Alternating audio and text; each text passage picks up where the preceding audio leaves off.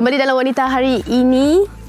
Dan ini yang kami nak kongsikan kepada anda semua tentang topik yang bakal kita bawakan. Ya, dan dilema persekolahan seperti biasa disebabkan PKP, kita orang kata bersama dengan tetamu kita di atas talian, dan kita bersama dengan Encik Zahid Muhammad selaku perunding motivasi untuk hari ini.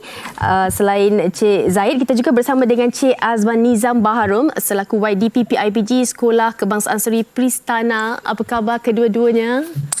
Baik, Alhamdulillah. Dah baik, Alhamdulillah. Rasanya dah lama tak bersua muka bersama dengan Encik Zahid. Encik Zahid, Itulah. PKP terus. Tak dapat ke mana-mana.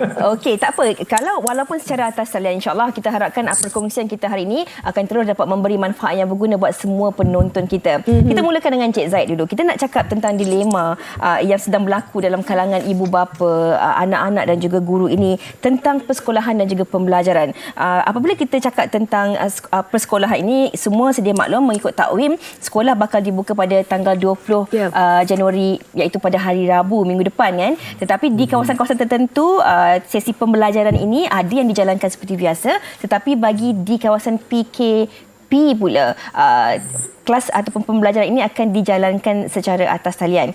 Mungkin Encik Zahid boleh kongsikanlah bagaimana sebenarnya dari sudut persediaan emosi, fizikal dan juga mental, yang mana ini bukan perkara yang baru. Anak-anak kita, ibu bapa dan juga pendidik kita dah pun melalui fasa ini pada tahun yang lalu, hampir 1 tahun. Jadi bagaimana kita nak kongsikan dari segi apa yang perlu kita tahu dan bersedia untuk yang bakal kita teruskan pada tanggal 20 Januari ini?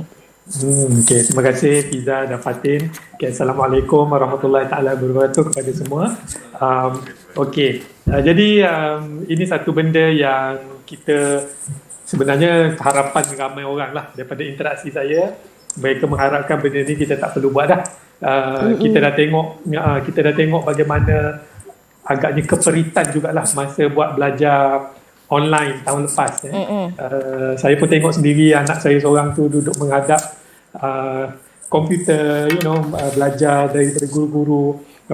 Jadi pertama sekali untuk jawab soalan Fiza tadi, saya nampak benda ni memang betul. Paling penting sekali ialah persediaan dari segi mental lah, saya rasa. Iaitu attitude kita sendiri sebagai ibu dan ayah. Bagaimana kita menghadapi suasana ni? Adakah kita menghadapi dengan keluhan, dengan perasaan negatif, kecewa, atau kita melihat sebaliknya. Jadi ini bahaya sebenarnya sebab dia ada satu term yang baru keluar hujung-hujung tahun lepas. Dia panggil pandemic fatigue. Maknanya kelesuan pandemik, keletihan tadi orang dah jemu dah. Ini global term. Satu lagi keluar term work-life confusion. Kekeliruan hidup dan kerja. Sebab ramai yang bekerja di rumah, anak belajar di rumah, jadi timbul perasaan sebegini. Ini sebenarnya bahaya kerana kalau kita tak kawal, kita akan menampakkan reaksi negatif. Kita sendiri mengeluh kan. Saya rasa mula-mula sekali saya rasa memang normal. Semua orang tak bersedia. Dan ada yang ujian dia lebih besar daripada yang lain. Benar. Jadi keluhan tu saya rasa secara reaktif akan keluar. Tetapi kita tak boleh nak memilih untuk berada dalam zon negatif. Sebab terutamanya ibu-ibu dan ayah-ayah yang ada anak bersekolah, kerana pasti benda ni akan mempengaruhi emosi anak-anak. Setuju. Contohnya bila ayah mak kata, alah nak kena belajar online lagi ke? Terus anak pun dia pick up benda tu. Dia kata dia akan terus pick up, dia kata belajar online susah, belajar online tak bagus. Dan ini bahayalah sebenarnya, akan mempengaruhi emosi anak. Sejauh mana pengaruh kita tak tahu. Jadi lebih baik kita cuba hadapi benda ni. Mungkin kejap lagi saya cuba urailah teknik-teknik bagaimana untuk kita upkan semangat kita untuk hadapi cabaran baru ni 2021. Wallahualam. Fiza. Maafkan saya Cik Zahid nak mencelah sikit kan. Kerana kadang-kadang kita harus juga akur apa yang Cik Zahid katakan tadi tentang bagaimana ibu bapa ataupun penjaga ini juga harus bersedia. Ini yang kita harus akur, bahawa kehidupan baharu kita, pembudayaan norma baharu ini harus kita tetapkan dalam kehidupan kita, suka ataupun tidak. Ini yang terpaksa kita lalui dan juga tempuhi. Mungkin Cik Azman juga ada sesuatu yang nak dikongsikan, Fatin. Okey, kita nak tanya Cik Azman. Azman berkenaan dengan mungkin yuran bayaran PIBG telah pun ada yang dah melaksanakannya, tapi bagaimana pihak sekolah ataupun pihak PIBG sendiri orang kata memanfaatkan kepada mereka yang mungkin memerlukan? Terima kasih pengacara Fiza Al-Fatin dan Cik Muhammad Zahid. Betul kan, iuran PIBG ataupun istilah yang betul adalah sumbangan PIBG merupakan secara sukarela sebenarnya. Jadi seperti mana dalam perkeliling kementerian tidak boleh diwajibkan kepada semua ibu bapa. Namun demikian, kesedaran yang tinggi oleh para ibu bapa untuk menjelaskan sumbangan PIBG ini biasanya tinggi. Rakan-rakan saya di kalangan PIBG sekolah memaklumkan walaupun waktu PKP ini ibu bapa tetap menjelaskan sumbangan PIBG ini, kerana kita melihat banyak perkara-perkara yang boleh kita bangunkan. Sebagai contoh, di sekolah saya, walaupun aktiviti kurikulum dan core kurikulum tidak dapat dijalankan, namun penumpuan kami ialah untuk membantu sekolah, terutamanya dalam meningkatkan dari segi kemudahan pembelajaran, menambah bahan-bahan bacaan di pusat sumber. Sebab itu juga kita menaik taraf kemudahan untuk menambah keselesaan dan keselamatan anak-anak kita. Sebagai contohnya, untuk sekolah kami, dengan sumbangan-sumbangan yang kami terima daripada para ibu bapa, kita telah naik taraf surau, naik taraf dewan, naik taraf pusat sumber dan kemudahan-kemudahan yang lain untuk persediaan anak-anak bagi sesi 2021 ini. Okey. Cik Azman, itu kita cakap dari segi persediaan apabila anak-anak ini kembali ke sekolah untuk sesi pembelajaran secara bersemuka. Namun dalam keadaan yang sekarang ini, selain daripada persediaan mental, fizikal, kita harus akru juga dari segi kewangan, yang mana mungkin ada juga dalam kalangan ibu bapa dan juga pelajar ini yang mungkin terjejas diakibatkan oleh kekangan kewangan. Sebab ada yang bekerja sendiri, ada yang diberhentikan kerja, ada yang dipotong gajinya akibat daripada pandemik COVID-19 ini.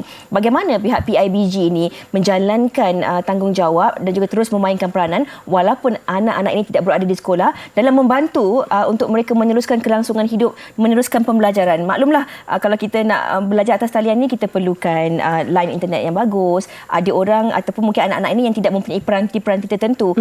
Kalau kita boleh kongsikan peranan PIBG dalam memastikan anak-anak ini juga mendapat pembelajaran yang sama seperti kawan-kawan yang lain. Saya sangat setuju tu. Dalam kita waktu PKP ni dan apatah lagi pelaksanaan PDPR, iaitu pembelajaran secara online kepada anak-anak kita. Jadi sudah tentu tidak semua ibu bapa, terutamanya di luar bandar, namun di bandar pun ada juga ibu bapa kita yang kategori miskin bandar. Dan seperti yang Fiza cakap tadi, bagi yang berhenti kerja, bagi yang bekerja sendiri dan sebagainya, sudah tentu tidak mampu untuk menyediakan device ataupun data-data yang sesuai. Sebab kalau kata kita ikuti kelas secara online untuk 1 jam Zoom dan sebagainya, memakan data hampir 1 gig. Jadi ini memberi satu kekangan kepada ibu bapa di luar sana untuk meneruskan kelas secara online ataupun pembelajaran secara PDPR ini. Namun demikian, kita tidak mempunyai pilihan. Itu saja saluran yang kita boleh manfaatkan dalam suasana ketika ini. Cuma saranan bagi pihak ibu bapa, mungkin boleh ditambah dari segi fizikal berbentuk kertas-kertas latihan. Sebagai contoh ni, di sekolah saya, guru-guru telah memberikan bahan-bahan kerja secara photostat dan ibu bapa akan datang ke sekolah untuk ambil bahan tersebut dan pelajar-pelajar akan buat latihan di rumah dan hantar semula ke sekolah untuk disemak dan diperiksa oleh guru-guru. Ini satu alternatif ataupun pilihan yang boleh sebagai menyokong kepada elemen PDPR yang dijalankan sekarang. Cuma saya mungkin respon sikit tentang senario ibu bapa. Rata-rata ibu bapa sebenarnya tak sabar ataupun anak-anak tidak sabar untuk memasuki alam persekolahan sesi 2021. Jadi mereka boleh kata istilah dia dah bosan duduk rumah. Cik Zahid. Ya, betul. Jadi sungguh sangat.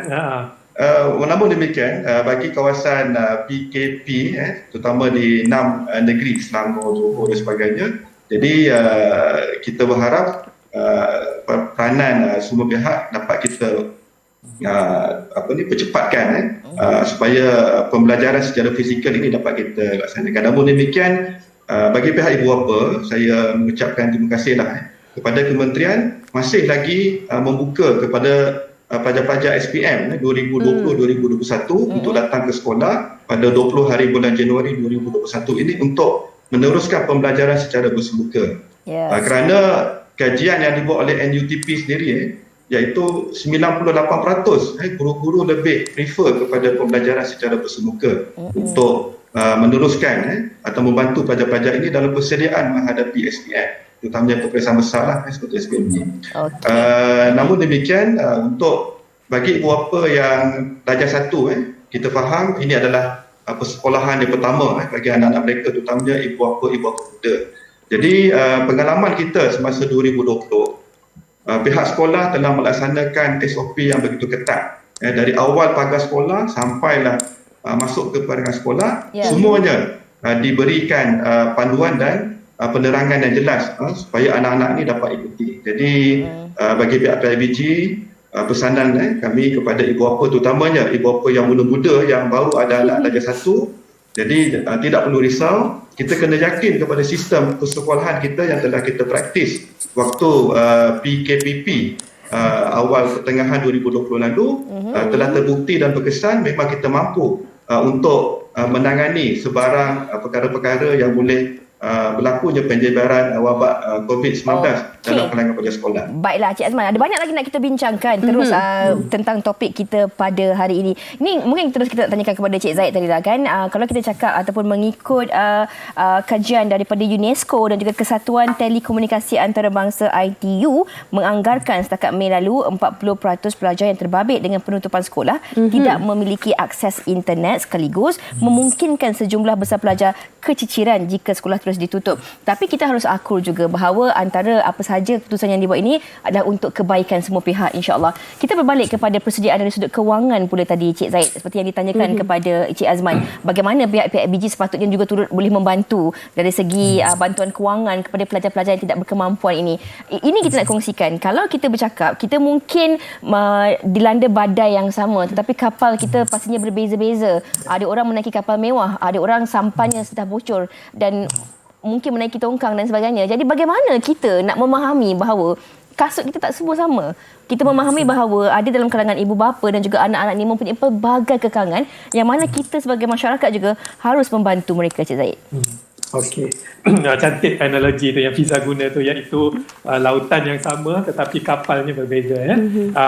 Okey, pertama sekali saya ucapkan tahniah kepada Cik Azman dan semua PIBG yang bertanggungjawab lah kerana masih meneruskan usaha membantu anak-anak murid, anak-anak sekolah.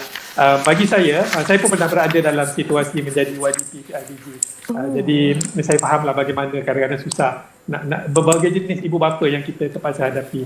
Tetapi kita kena layan lah, kita kena hadapi.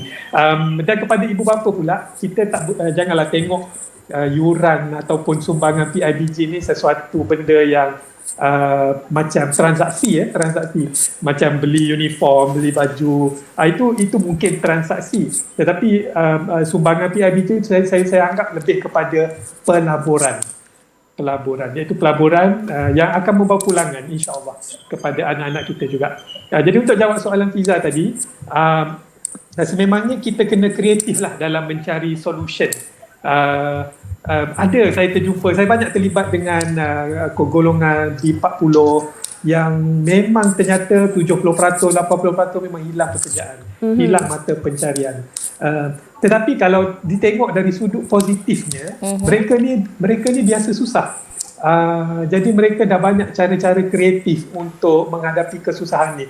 Contohnya ada yang bagi tahu saya, mereka beli gadget phone second hand apa panggil second hand lah, yang telah ni murah je, tak mendalam 100 lebih boleh dapat. Jadi tujuan ibu dan ayah tu ialah untuk pastikan ada prasarana di rumah. Ada yang beli baru dan murah, 200-300. Saya pun terkejut, ada rupanya gadget-gadget yang canggih baru 300 je harga dia. Maknanya kena kreatif lah. Dan sekali lagi, jangan kita anggap benda ni sebagai transaksi, tapi kita anggaplah sebagai pelaburan. Jadi bila kita anggap sebagai pelaburan tu, hati kita tenang sikit. Sebab insya-Allah ada pulangan dia nanti. Dan saya setuju sangat, dan saya pun risau juga sebenarnya. Saya banyak ada interaksi dengan guru-guru. Ada yang kata 95%, ada seorang guru ni kata 95% murid dia tak masuk kelas. Tak masuk kelas. Dan bila saya tengok, mereka ni bukan dari keluarga yang tidak berpendapatan tinggi. Malah saya rasa ada yang pergi tuition pun ada. Jadi ini berbalik kepada soal disiplin. Disiplin dan sokongan ibu bapa tu sendiri. Tadi kita sebut pasal attitude, sikap ibu bapa. Ini kita masuk kepada, untuk benda ni jadi kejayaan, dia kena ada semua elemen ni. Iaitu disiplin murid tu sendiri dan disiplin ibu bapa tu sendiri. Kalau saya, dekat rumah saya, isteri saya lah yang menjadi driver disiplin ni. Dia akan pastikan dia masuk dalam group kelas. Dia tahu semua jadual yang cikgu bagi, jadi dia akan pastikan anak saya masuk kelas tu. Kalau harap ke anak saya saja, mungkin dia pun terbabar juga. Sebab benda ni satu benda yang bukannya kadang-kadang anak-anak suka sebenarnya belajar online. Tetapi kena lawan lah. Jangan duk layan sangat perasaan tak nak, malas semua tu. Tapi kita kena lawan-lawan, tapi memerlukan sokongan. Macam Fiza sebut tadi, badai kan. Nak menghadapi badai, kalau kita perahu seorang-seorang, ada kemungkinan besar kita terbalik, tenggelam. Tapi kalau kita naik ramai-ramai, bantu satu sama lain, insyaAllah kita boleh mampu hadapi badai tadi. Mungkin kita boleh simpulkan di mana inisiatif pihak sekolah telah pun terjadi, dan juga pengorbanan ibu dan disiplin pelajar tu. Okey, kita dah dengar apa perkongsian daripada tetamu kita. Apa kata kita nak bawa perhatian penonton dengar apa kata orang ramai.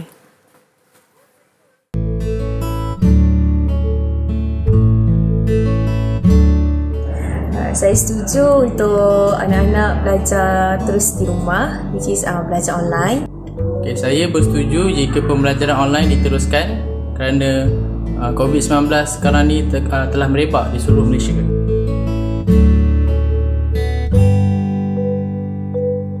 Macam anak saya darjah 1 tak ketinggalan. So kita pun tak boleh pantau untuk online macam mana. Biasalah kadang-kadang anak-anak tak fokus belajar. Tapi kalau sekolah buka pula, kita risau anak-anak kita. Macam mana yang budak-budak tu tak pakai mask ke, jaga jarak dia macam mana.